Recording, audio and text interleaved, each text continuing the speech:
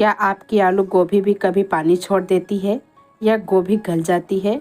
आज मैं बताऊंगी एक ऐसा देसी तरीका जिससे आलू अंदर तक मसालेदार बनेंगे, गोभी बिल्कुल परफेक्ट रहेगी और पूरा घर खुशबू से भर जाएगा। इस रेसिपी में मैं वो छोटे छोटे सीक्रेट भी बताऊंगी जो होटल जैसी टेस्टी आलू गोभी घर पर बना देंगे। अगर एक बार इस आलू गोभी के सब्जी को आपने बना लिया तो हर कोई आपका तारीफ़ करेगा। तो यहाँ पर हमने ले लिया है एक फूल गोभी जो कि एकदम फ्रेश और ताज़ा है, इसे आप देख सकते हैं। तो जो इसके पीछे के डंठल होते हैं उसे हम काट लेंगे और जो छोटे छोटे से भी लगे हुए हैं इसके पत्ते उसे भी हम हटा लेंगे। गोभी को अच्छे से साफ़ करके इसको छोटे छोटे पीस में हम काट लेंगे। आप अपने इच्छा के अकॉर्डिंग इसका पीस बड़ा भी रख सकते हैं, छोटा भी रख सकते हैं। यहाँ पे मैंने इस तरीके का मीडियम पीस रखा हुआ है। इससे क्या होगा कि सब्ज़ी एकदम परफेक्ट बनेगा। अगर ज़्यादा बड़ा पीस रहेगा तो वो जल्दी गलता नहीं है और ज़्यादा छोटा पीस रहता है तो वो एकदम से गल जाता है। तो इस तरीके से अगर हम मीडियम पीस को रखते हैं तो सब्ज़ी हमारा बहुत ही बढ़िया बनकर तैयार होता है। तो हम सब्ज़ी में आलू भी ऐड करने वाले हैं। तो यहाँ पे ले लिया 2 मीडियम साइज़ के आलू, इसे भी मीडियम पीस में ही हम काट लेंगे। तो यहाँ पे दोनों चीज़ों को अच्छे से काट करके हम बढ़िया से धो लेंगे। फिर उसके बाद हम सब्ज़ी को फ्राई करेंगे। पहले फ्राई करेंगे फिर इसका हम सब्ज़ी बनाएंगे।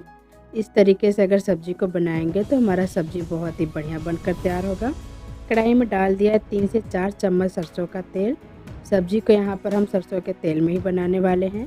बहुत ही बढ़िया सब्ज़ी बनकर तैयार होता है सरसों के तेल में।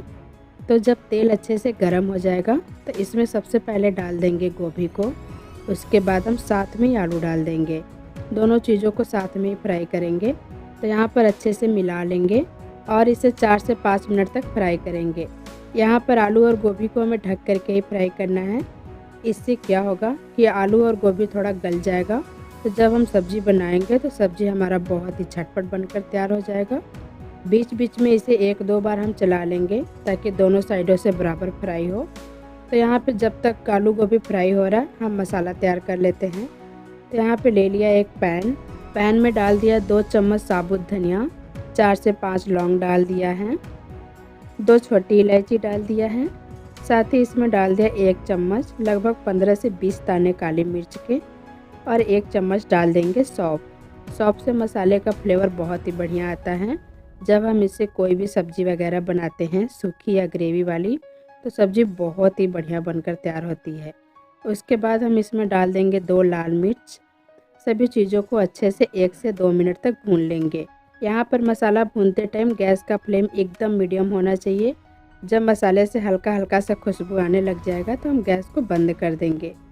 तो यहाँ पर आप देख सकते हैं आलू और गोभी भी बहुत अच्छे से फ्राई हो चुका है।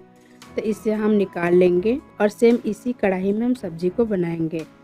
जब हम इस तरीके से आलू और गोभी को फ्राई करके सब्ज़ी को बनाते हैं तो सब्ज़ी बहुत ही बढ़िया और बहुत ही झटपट बनकर तैयार हो जाती है। तो यहाँ पर कढ़ाई में डाल दिया सरसों का तेल 5 से 6 चम्मच। तेल जब अच्छे से गर्म हो जाएगा तो इसमें डाल देंगे 2 तेज़पत्ता, 1 चम्मच डाल देंगे जीरा। जब ये अच्छे से चटकने लग जाएगा तो इसमें डाल देंगे बारीक कटा हुआ प्याज। प्याज को यहाँ पर अच्छे से हमें गोल्डन ब्राउन होने तक भून लेना है। तो आप देख सकते हैं प्याज का कलर कितना बढ़िया चेंज हो चुका है। तो अब इसमें हम डाल देंगे 1 चम्मच अदरक लहसुन का पेस्ट को भी हमें 1 से 2 मिनट भून लेना है ताकि इसके कच्चेपन का टेस्ट ख़त्म हो जाए।